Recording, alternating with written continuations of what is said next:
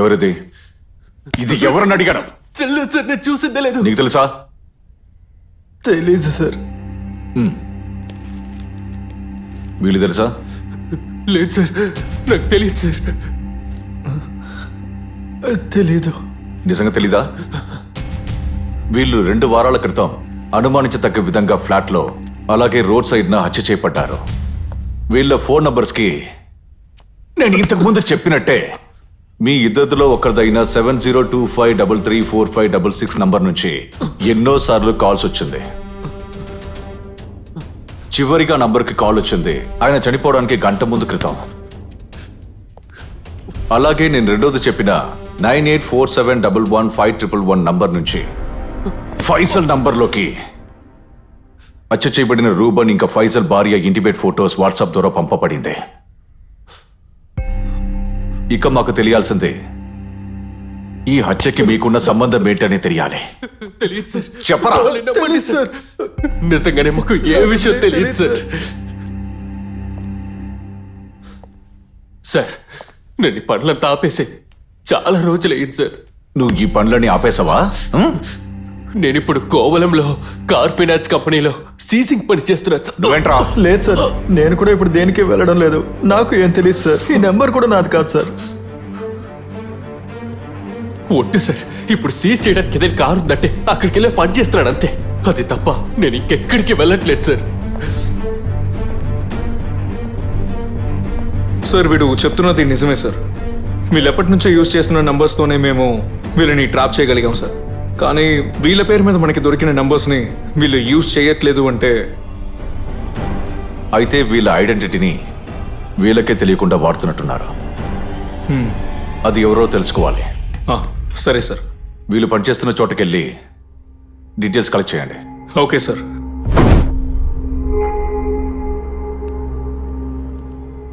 Plate ఇది కాదు, ఆ రౌడీస్ దిగి వెళ్ళిన తర్వాత వచ్చే వీడియో. సార్ సార్ వాళ్ళు చెప్పింది నిజమే సార్. ఆ సిమ్ కొన్న టైంలో వాళ్ళు వేరే ఏదో కేసు మీద జైల్లోనే ఉన్నారు సార్.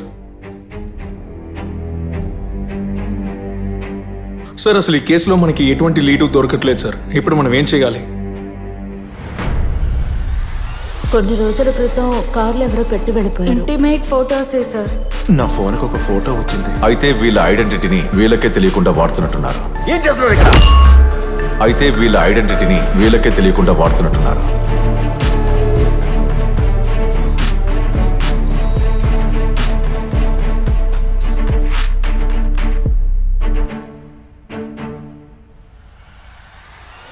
ఆ ఓమ్ని వ్యాన్ వెనక జరుగుతున్న సంఘటనని ఒకసారి జాగ్రత్తగా చూడు.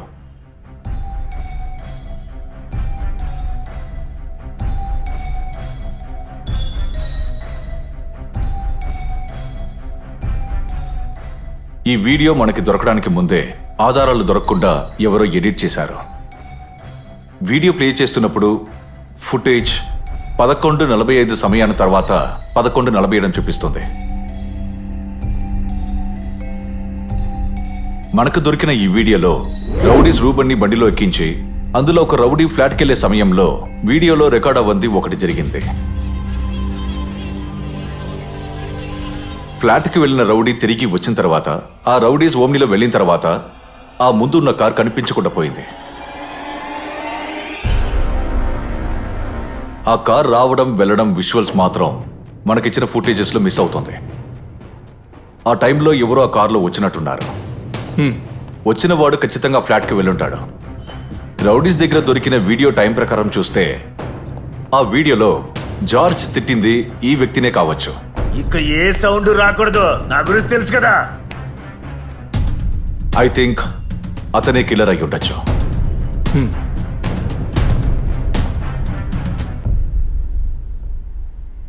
రాహుల్, ఇక నీకు వేరే ఆప్షన్ లేదు. ఎవరు చెప్తే నువ్వు ఆ వీడియోని డిలీట్ చేశావు? అది ఆ రోజు ఆ కారులో ఉన్నది ఎవరు? చెప్పరా సార్, ప్లీజ్ ఆగండి సార్, నన్ను కొట్టకండి, నేను చెప్తాను. అది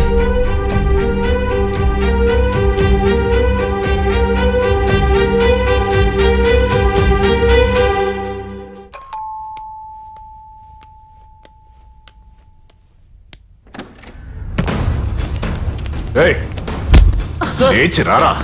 సార్ కిరణ్ ఎందుకు తీసుకెళ్తున్నారు? అదే ఎక్కడ చెప్పాలో అక్కడ చెప్తాం. సార్ అసలు ఏం జరిగింది? చెప్పండి.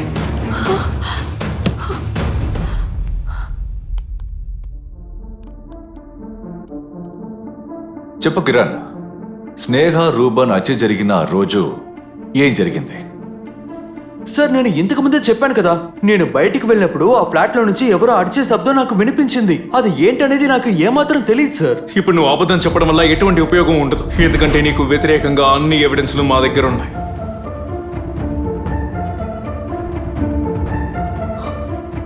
ఆ ఫ్లాట్లో నుండి కిందకి దిగి ఆ కార్ స్టార్ట్ చేస్తున్నటువంటి విజువల్స్ అన్నీ కూడా అందులో నుంచి డిలీట్ చేయమని ఆయన రిక్వెస్ట్ చేశారు. ఫ్లాట్ లో ఉన్న సీసీటీవీ కెమెరాస్ లో నువ్వు అక్కడి నుంచి వెళ్ళడం, కార్ పార్క్ చేసి తిరిగి రావడం, ఈ విజువల్స్ అన్ని మా దగ్గర క్లియర్ గా ఉన్నాయి.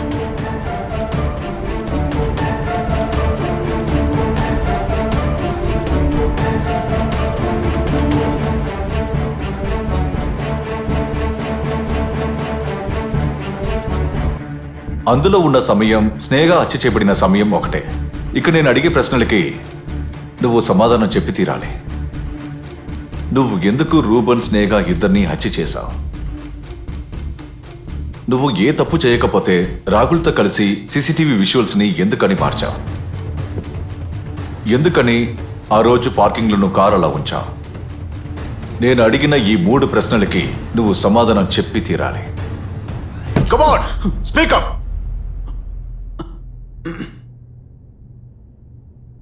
నాకు కొంచెం తాగడానికి నీళ్ళు ఇస్తారా?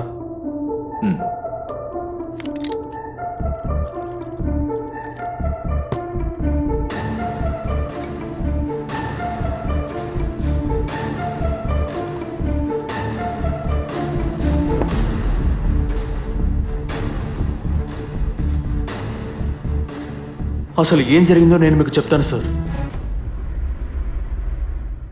నేను స్నేహ చిన్నప్పటి నుంచి మంచి ఫ్రెండ్స్.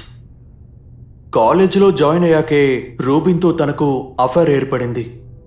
యాక్చువల్లీ తనంటే నాకు నిజంగా చాలా ఇష్టం సార్. వాళ్ళిద్దరి మధ్య ఉన్న రిలేషన్షిప్, ఇంకా వాళ్ళిద్దరికి జరిగిన పెళ్లి ఎందుకో కానీ నేను దాన్ని యాక్సెప్ట్ చేయలేకపోయాను. యాక్సెప్ట్ చేయలేకపోవడం మాత్రమే కాదు, నేను దానివల్ల డిప్రెషన్ చివరి స్టేజ్ వరకు వెళ్ళిపోయాను సార్. అందులో నుంచి నేను బయటపడింది నిజంగా అంజలితో జరిగిన పెళ్లి తర్వాతనే చెప్పాలి సార్. అంజలితో పెళ్లి జరిగి మా ఇద్దరి జీవితం సంతోషంగా సాగే సమయంలో ఈ రూబిన్, స్నేహాలు ఆ ఫ్లాట్లో ఇద్దరు కలిసి కాపురం ఉండేవాళ్ళు. చాలా సంవత్సరాల తర్వాత తన్ని చూడగానే నాకు సంతోషంగా అనిపించింది సార్. కొన్ని రోజులు గడిచాక వాళ్ళిద్దరి ఫ్యామిలీ లైఫ్ ఫెయిలియర్ అని తను మనసులో చాలా బాధపడుతోందని నేను తెలుసుకున్నాను సార్. అక్కడ తనకున్న ఏకైక ఆదరణ నేను మాత్రమే సార్. తను నా దగ్గర అన్నీ ఓపెన్గానే చెప్పేది. అది విన్నాక నేను తట్టుకోలేకపోయాను సార్. అంత దారుణంగా ఉంది. అప్పుడే సార్ నాకు ఒక విషయం తెలిసింది, నేను తనని ఎంతలా ఇష్టపడుతున్నాను అనే సంగతి.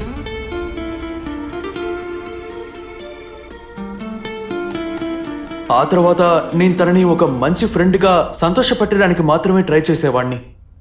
ఒకరోజు స్నేహ నన్ను కలవడానికని వచ్చినప్పుడు తను చాలా అప్సెట్గా కనిపించింది. నిన్న నాతో అతను చెప్పింది, చేసిందంతా నేనేమాత్రం భరించలేకపోయాను. అతను అప్పులు తీర్చుకోవడానికి నన్ను సెక్స్ పార్టీకి వెళ్ళమని నన్ను దారుణంగా హింసించాడు. ఇక భరించడం నా వల్ల కాదు సార్. అతను చెప్పినట్టు చేయకపోతే నన్ను చంపేస్తాడు. నేను వాడిని చంపేస్తాను ఖచ్చితంగా. నేను చెప్పినట్టు చేయకపోతే నన్ను నేనే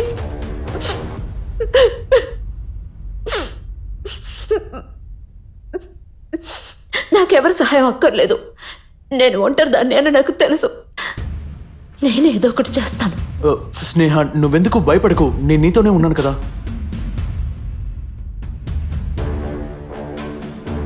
తన కోసం ఏం చేయడానికన్నా నేను సిద్ధపడ్డాను సార్.